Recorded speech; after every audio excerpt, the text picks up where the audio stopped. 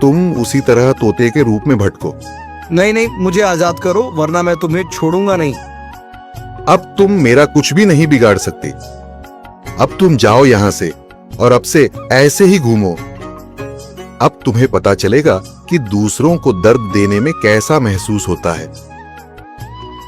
इसके बाद वह राक्षस वहां से उड़ जाता है।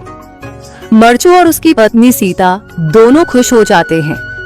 मरचू पहले की तरह काम करने लगता है।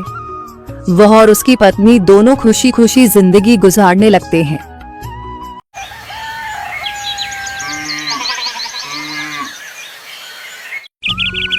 मरचू जंगल से लकड़ियां काटकर बाजार में बेचने गया, लेकिन उसे लकड़ियों के अच्छे दाम नहीं मिले। इस पर मरचू ने कहा, अरे भैया, इतने कम पैसे? इन पैसों में तो 2 वक्त का खाना भी नहीं मिलेगा। आप मुझे बहुत ही कम पैसे देते हैं। मैं इतनी मेहनत से लकड़ियां काट कर आता हूँ, लेकिन उनके पैसे मुझे बहुत कम मिलते हैं। भैया, तुम्हारी लकड़ियां होती ही इतनी कमजोर हैं कि मैं इससे ज्यादा पैसे नहीं दे सकता। तुम्हारी लकड़ियों के बस इतने ही पैसे बनते हैं। अरे भैया, कुछ ज्यादा कर दो ना। वो क्या है ना कि इन पैसों का तो कुछ भी नहीं आता। मैं अपनी जिंदगी कैसे गुजारूंगा? भैया, तुम जाकर अच्छी लकड़ियां लाओ, तभी इन लकड़ियों का अच्छा दाम मिल पाएगा, वरना इन लकड़ियों का तो यही दाम है। ये सुनकर मरचू बहुत ज्यादा परेशान हो गया और पैसे लेकर किराने की दुकान से सामान खरीदकर घर आ गया।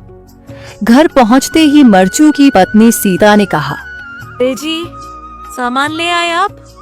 हाँ जी, सामान ले आया हूँ। सीता के चेहरे पर खुशी छा जाती है, लेकिन जब उसने सामान देखा, जी, इसमें तो बहुत थोड़ा सामान है। हाँ सीता, मुझे पता है कि यह सामान बहुत थोड़ा है, लेकिन मैं क्या करूं? मेरे पास जितने पैसे थे, मैं उतने का ही सामान लेकर आ गया हूँ। इस तरह हमारा गुजारा कैसे हो पाएगा जी? आपको तो पता ही है कि हम कितनी मुश्किलों से गुजारा करते हैं। हाँ हाँ, मुझे पता है, लेकिन मैं कर भी क्या सकता हूँ? मेरे पास इतने पैसे ही नहीं कि हम एक अच्छी जिंदगी गुजार सकें। इतनी मेहनत कर रहा हूँ, लेकिन फिर भी मेहनत का फल नहीं मिल रहा। इतनी मेहनत से अच्छी लकड़ी काट कर आता हूँ, लेकिन मुनासिब दाम नहीं मिलता। मैं तो बहुत परेशान हूँ। क्या करूँ?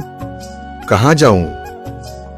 अरे जी, आप परेशान न हो, आप कोई और काम देख लें। मैंने कई बार काम तलाशने की कोशिश की, पर किसी ने भी मुझे काम नहीं दिया। ये सुनकर सीता भी काफी ज्यादा परेशान हो गई।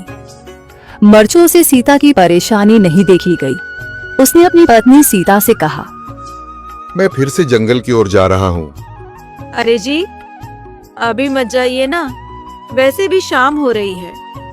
आप कल चले जाइएगा, अभी मत जाइए। ठीक है, अगर तुम रोक रही हो तो मैं नहीं जाता। मैं कल चला जाऊंगा।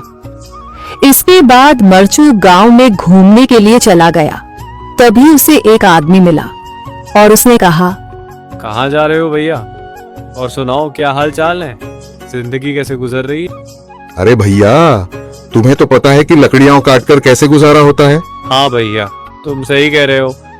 और आसपास के जंगलों में अच्छी लकड़ियां भी नहीं है। इसके लिए तो जंगल के अंदर जाना पड़ेगा। पर जंगल के अंदर तो काफी सारे जंगली जानवर होंगे। मुझे बहुत डर लगता है भैया, मैं जंगल में कैसे जाऊंगा?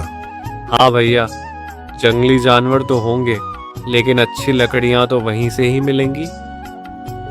ये सुनकर मरचू बहुत ज्यादा परेशान हो गया, लेकिन वह आदमी बिल्कुल ठीक कह रहा था। जंगल के किनारे की सारी लकड़ियां कट चुकी थीं। अब सिर्फ जंगल के अंदर ही अच्छी लकड़ियां बची थीं। अगली सुबह मरचू